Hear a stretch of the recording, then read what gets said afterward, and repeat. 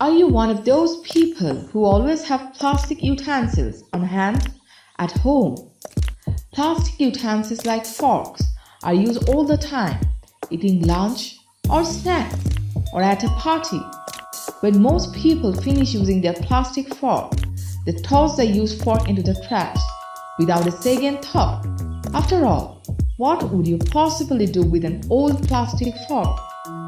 But have you ever thought that plastic utensils may serve another purpose than using them for eating?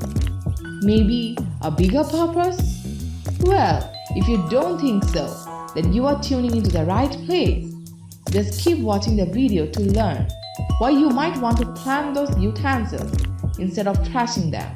But before we reveal some diet tips and tricks, please subscribe to our channel and click the bell icon to get all the latest videos.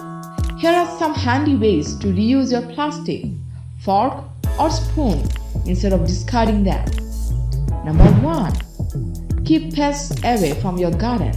Before throwing used plastic fork into the trash, think again at all the time pests and beloved house pets of work all over your beautiful flowers in your backyard. Experts suggest planting plastic fork right into your garden to keep the pests and pets at bay. All you have to do is remove the utensils after your plants pop out. Number 2. Level your garden plant. Use plastic fork as a cheap leveling device. Grab your plastic forks, write the name of your respective plant on the handles, and stick them into your garden as a markers. Level sort and nurseries can be costly, and that's why this is a quick and easy way to be creative. And who doesn't like the word quick and easy? Number 3. Bring leveling to a higher level. Turn ugly plastic utensils into pretty levels, and this can turn your garden into a creative look. Number 4. Construct a decorative fence. Wash those used plastic forks and line them up in the soil as a fence.